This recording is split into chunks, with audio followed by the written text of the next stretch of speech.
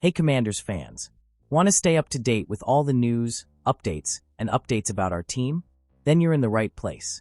Subscribe to the channel and activate the bell so you don't miss any details of the season. And of course, leave a like to strengthen our community of Commanders fans. Get ready, because we have some exciting news for you. Tyler Warren and 4 prospects the Commanders should target after the CFP quarterfinals. For the first time since 2020, the Washington Commanders have the postseason to navigate before another important offseason. No one expected the franchise to be in this position, but that's not stopping the hard work behind the scenes as the 2025 draft season approaches. General Manager Adam Peters has done a remarkable job in his first season. He's gutted the roster, discarded the useless with ruthless conviction, and maintained flexibility for his long-term plan. The Commanders are also a hot destination after reinstating a sense of professionalism and belief. That will only help in the coming months. Peters has about $100 million in cap space available to find veteran pieces. The Commanders gave up some draft capital for cornerback Marshawn Lattimore, but they still have 7 selections to utilize effectively. Prospects involved in the college football playoffs have staked a strong claim for consideration in high-pressure situations. Some have wilted in the spotlight. Others have thrived to bolster their stock considerably.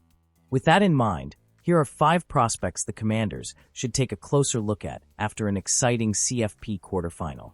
We'll start with promising tight end Tyler Warren. The Commanders could target Tyler Warren. Zach ZZ repaid the faith shown in him by the Washington Commanders this season. Few thought the veteran tight end had anything left in the tank after a rough couple of years. He answered those critics and more. ZZ has become a reliable target for rookie quarterback Jayden Daniels in crucial moments. His superb touchdown catch in overtime against the Atlanta Falcons secured Washington's playoff spot and earned the former second-round pick some nice bonuses along the way.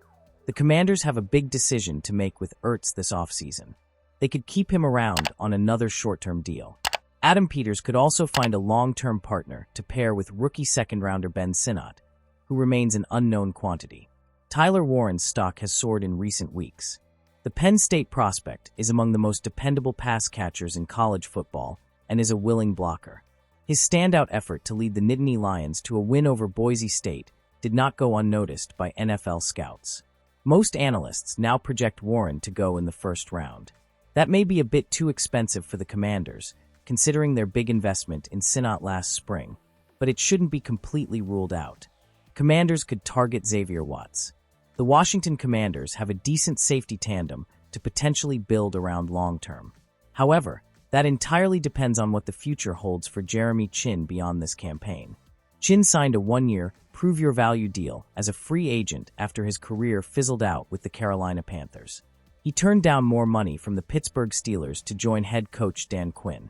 That was a smart move considering his overall performance levels in 2024. The physicality, explosiveness, and playmaking ability that fans have grown accustomed to seeing from Chinn in his early NFL journey have come to the fore once again. There are some deficiencies in coverage, but he has been largely enjoyable.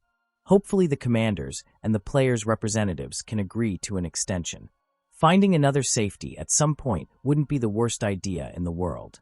The Commanders don't have much behind Chinn and Quan Martin, so another asset to the rotation would keep everyone fresh and give Joe Witt Jr. more schematic flexibility. Xavier Watts is one to consider. The Notre Dame prospect is hard-hitting, solid in coverage, and can make things happen on the back end. He's improved his positional discipline throughout the season, and his standout performance against the Georgia Bulldogs proved he can thrive in the biggest moments. Watts has a second-round grade, according to most analysts. That seems like a decent value considering the scheme fit and mentality he would bring to Washington. Commanders could target Josh Conerly Jr. The Commanders have shown signs of life on the offensive line this season. General Manager Adam Peters isn't going to sit back on this critical area of the field in an effort to give rookie quarterback Jayden Daniels the protection he needs to thrive. There are some questions about the offensive tackle spots. Brandon Coleman seems capable of carving out a lucrative career for himself after handling blindside responsibilities well as a rookie. Andrew Wiley remains inconsistent and could be a salary cap hit if the Commanders feel a better alternative can be found. Cornelius Lucas is solid, but isn't getting any younger. Trent Scott is a backup, but nothing more. The Commanders should leave no stone unturned to keep the momentum moving in the right direction. If the Commanders choose to go the draft route for a long-term bookend alongside Coleman, Josh Connerly Jr. is someone to consider. The Oregon standout has the size, length, and athleticism that should make for a smooth transition to the pros. He mirrors the edge rushers who approach extremely well and boasts solid technical ability to further boost his stock. Connerly is explosive at the point of contact and has a mean streak that is hard not to love. His exceptional contribution, despite the Ducks losing to Ohio State, makes him a safe bet to be picked somewhere in the first 2 rounds. Commanders could target Emica Egbuka. If the Washington Commanders want to enter into a legitimate Super Bowl conversation during Jaden Daniels' rookie contract, they must upgrade the weapons at his disposal.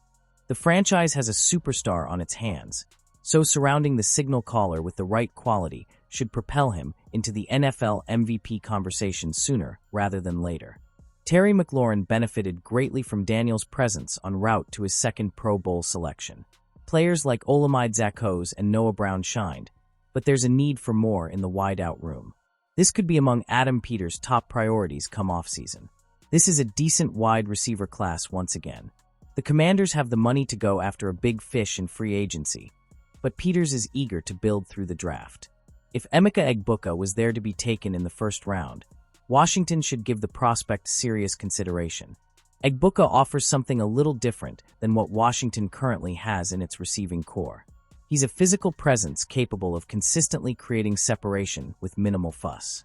The Ohio State prospect is a route-running tech with an aggressive ability to generate yards after the catch to further enhance his influence. There's a lot to like about Egbuka's promise at the next level.